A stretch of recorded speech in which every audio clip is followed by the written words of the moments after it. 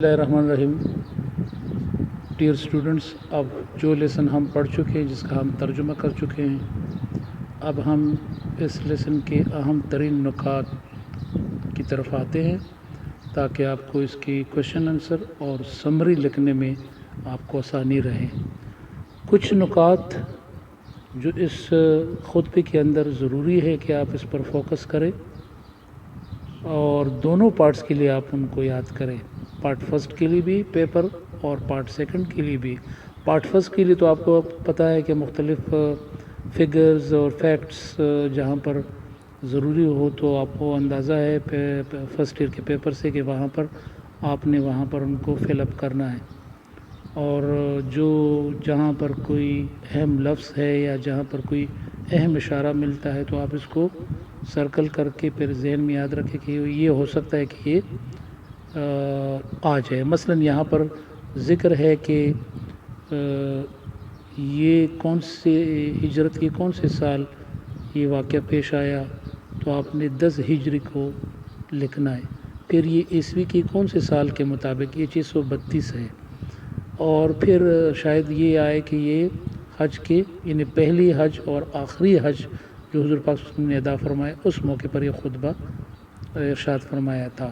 یہ کہ کون سی حدیث کی کتاب میں اس کا مکمل ذکر ہے، تو یہ بھی آ سکتا ہے، اور اس کے علاوہ یہ بھی آ سکتا ہے کہ کتنے صحابہ کرام یا حاجی صاحبان وہاں اس موقع پر موجود تھے جب حضور پاک صلی اللہ علیہ وسلم خطبہ فرما رہے تھے۔ پھر کس صحابی کو حکم دیا گیا کہ وہ حضور پاک صلی اللہ علیہ وسلم کے پیچھے پیچھے لفظ بلفظ یا فقرہ بفقرہ خطبہ پڑھتے جائے تاکہ تمام لوگوں کو وہاں پر جو موجود تھے ان تک ان کی آواز پہنچ سکے۔ پھر کون سی وادی میں، ظاہر ہے کہ یہ سارے الفاظ اور جو میں بول رہا ہوں اور جس کی طرف میں اشارہ کر رہا ہوں وہ سارے موجود ہیں، آپ اس کو پھر یاد کر سکتے ہیں۔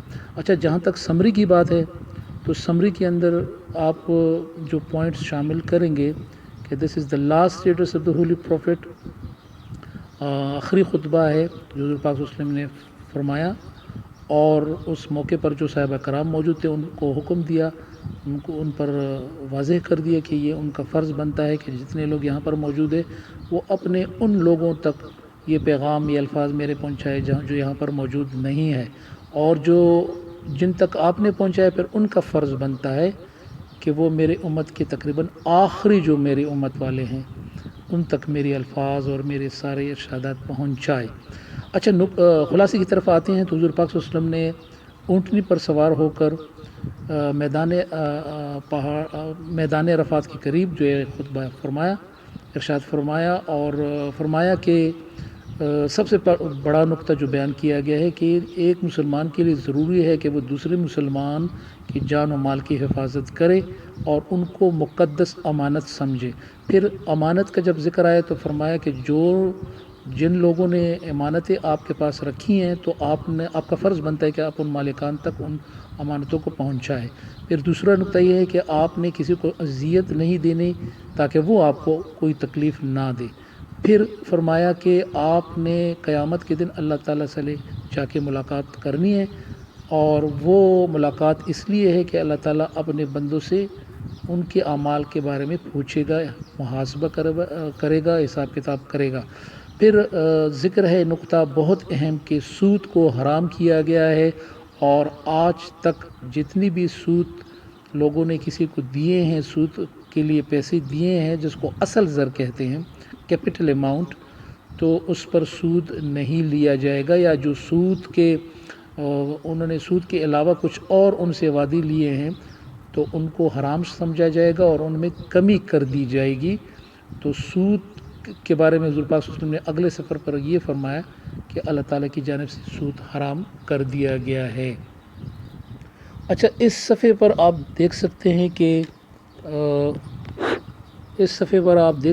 حضور پاک صلی اللہ علیہ وسلم نے سود کے بارے میں بتاتے ہوئے فرمایا کہ سود کو حرام کر دیا گیا ہے اور کوئی بھی مسلمان سود نہیں لے گا۔ پھر فرماتے ہیں کہ خواتین کے حوالے سے جو آپ کے خواتین ہیں ان کے حقوق آپ پر ہے، اور خواتین کے حقوق آپ کے اوپر ہے اور آپ کے ان کے اوپر حقوق ہے۔ پھر فرمایا کہ جن خواتین کو آپ نے بیویوں کے طور پر لیا ہوا ہے یہ اللہ تعالیٰ کی اذن سے ہے، لہٰذا اگر وہ آپ کے اس حق کو مانتی ہیں تو پھر آپ کا بھی آپ کے اوپر ان کا حق ہے کہ وہ آپ ان کو کھلائے پلائیں اور بڑے پیار اور محبت کے ساتھ اور انتہائی خوبصورتی کے ساتھ آپ کی فرض نبھائے۔ پھر فرمایا کہ آپ نے ان کے ساتھ حسن سلوک کرنا ہے کیونکہ وہ آپ کی زندگی کے ساتھی ہیں اور ایسے ساتھی ہیں کہ وہ بے وفائی نہیں کرتی۔ پھر فرمایا کہ آپ نے یعنی خاوندوں نے اپنی خواتین کو اپنی بیویوں کو اجازت نہیں دینی کہ وہ ایسے غیر مردوں سے تعلقات رکھیں جن کا آپ کو پسند نہ ہو کہ یہ ان کے ساتھ تعلقات رکھے۔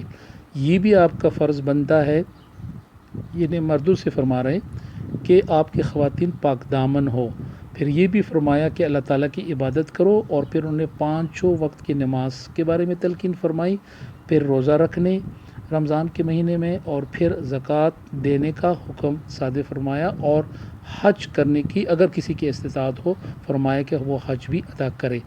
پھر فرمایا کہ تمام انسان جو ہے وہ برابر ہے، ایکویلٹی کے بارے میں بتایا اور پھر بتایا کہ آپ نے تمام انسان جو ہے وہ ایک آدم اور ایک ہوا کی اولاد ہے، کسی عربی کو غیر عرب پر اور کسی غیر عرب کو عربی پر، پھر اس طرح فرمایا کہ گورے کو کالے کے اوپر اور کالے کو گورے کے اوپر کوئی فوقیت کوئی فضیلت حاصل نہیں ہے، اس لیے فرمایا کہ ایک مسلمان دوسرے مسلمان کا بھائی ہے۔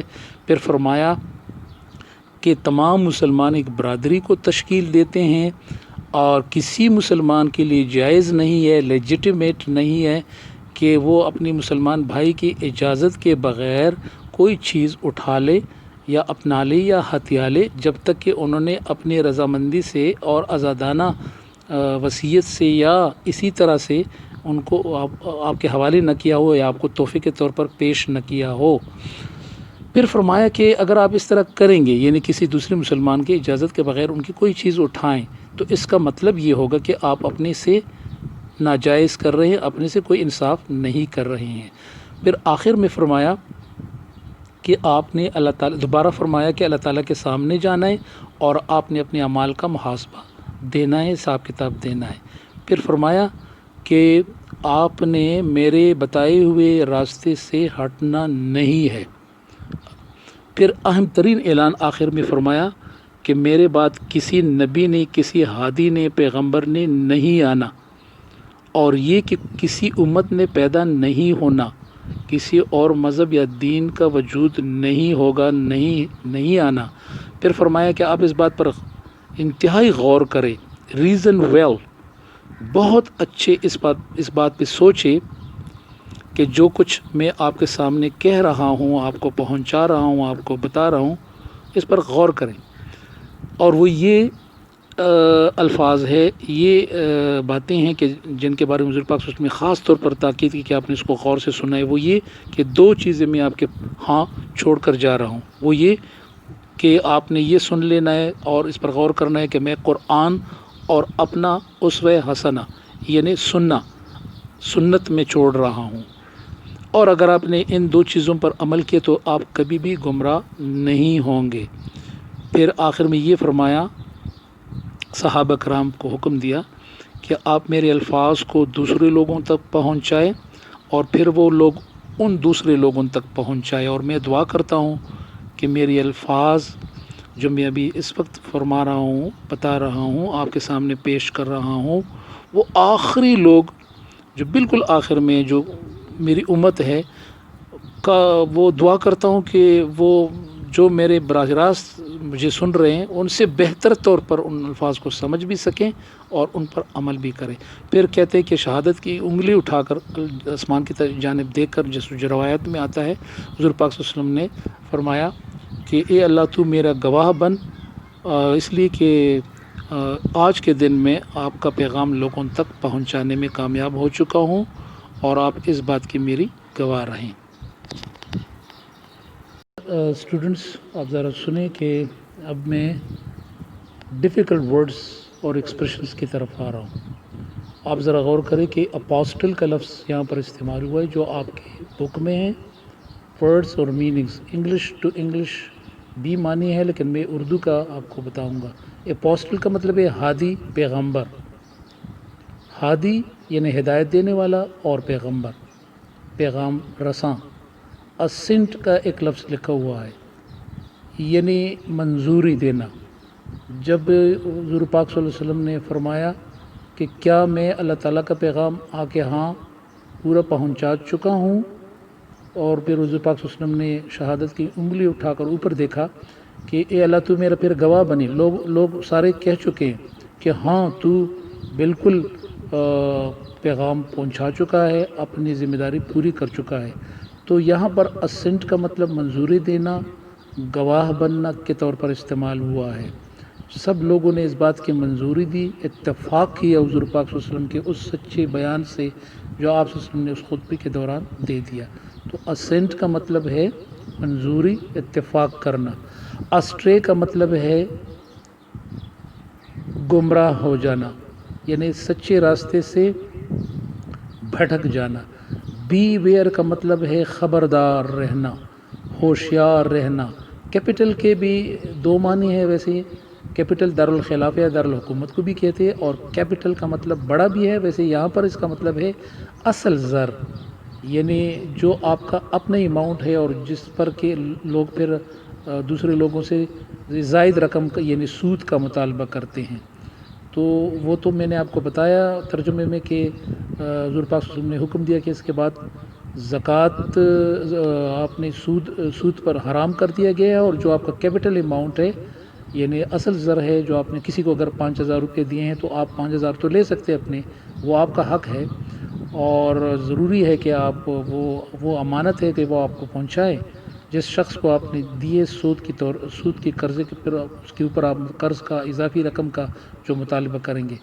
کیپٹل اماؤنٹ کا مطلب اصل زر ہے جو آپ کا اپنا پیسہ ہے. ہینس فورتھ کا مطلب ہے حضور پاک صلی اللہ علیہ وسلم نے اس خطبے کے اندر فرمایا کہ آج کے بعد سے، آن ورڈز، ہینس فورتھ، آج کے بعد سے. لیجٹیمیٹ کا مطلب ہے قانونی طور پر جائز ہونا. لیکن اس خطبے میں تو یہی تھا نا کہ حضور پاک صلی اللہ علیہ وسلم نے فرمایا کہ مسلمان دوسرے مسلمان کا بھائی ہے، لیکن اس کا یہ مطلب نہیں ہے کہ جس طرح اپنے خون کے رشتے سے بھائی، بلکہ شاید اس کا بھی نہیں لے سکتے کہ آپ سمجھ لیں کہ میں چونکہ میرا بھائی ہے تو میں اس کی اجازت کے بغیر بھی کوئی چیز اٹھا سکتا ہوں. نہیں، حضور پاک صلی اللہ علیہ وسلم نے منع فرمایا کہ آپ بھائی ضرور ہے، ایک مسلمان دوسرے مسلمان کا بھائی ہے، لیکن آپ کے لیے لیجٹیمیٹ یا جائز یا قانونی طور پر جائز نہیں ہے کہ آپ اس کی اجازت کے بغیر کوئی چیز بھی اٹھائیں. تو لیجٹیمیٹ کا مطلب ہے قانونی طور پر جائز، اور اللیجٹیمیٹ کا مطلب ہے غیر قانونی. مرمر کا مطلب ہے بڑبڑانا، یعنی ایسی آواز جس کے سمجھ میں نہ آئے. جیسے عام طور پر کلاس میں شور کرتے ہیں لڑکے یا بچے، تو سمجھ میں نہیں آ رہا ہوتا کہ کون کیا کہہ رہا ہے یا کون کس کا کیا مطلب ہے اور کیا فرما رہے. تو مرمر کا مطلب ہے گڑبڑ. پھائٹی کا مطلب ہے پرہیزگاری اور نیکی. اچھا، پلگرمیج کا مطلب ہے زیارت کرنا، حج کرنا. ریویلیشن کا مطلب ہے وحی. رائچیسنس، رائٹ اور پھر رائٹ سے رائچیسنس، بھلائی، اچھائی، نیکی. سرمن کا آپ کو پتہ ہے، سرمن کا مطلب ہے خطبہ، خطاب کرنا، خطبہ. تھنڈر کا مطلب ہے کڑک، بجلی کی آواز، تھنڈر. اور بی ابائڈ بائی کا مطلب ہے، ٹو ابائڈ بائی کا مطلب ہے عمل پیرا ہونا، عمل کرنا.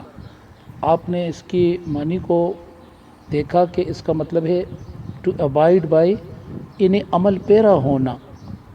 ٹو کانسٹیٹیوٹ کا مطلب ہے تشکیل دینا. جیسے کہ فرمایا کہ ایک مسلمان دوسرے مسلمان کا بھائی ہے، اور یہ کہ یہ مسلمان برادری کو تشکیل دیتے ہیں. کانسٹیٹیوٹ کا مطلب ہے بنا دینا یا قائم کرنا. یہاں اس کانٹیکسٹ میں اس کا مطلب ہے تشکیل دینا. ٹو انٹرسٹ کا مطلب ہے کہ جس نے آپ پر بھروسہ کیا ہے، جس نے کسی نے آپ کو امانت دی ہے. ٹو انفلیکٹ کا مطلب ہے اس لیسن کے اندر اذیت دینا، تکلیف دینا. ٹو پرویل اپون کا مطلب ہے کسی پر غالب آنا، کسی بھی طریقے سے غالب آنے کی کوشش کرنا. ٹو ریکون کا مطلب ہے محاسبہ کرنا، محاسبہ کرنا، حساب کتاب پوچھ لینا.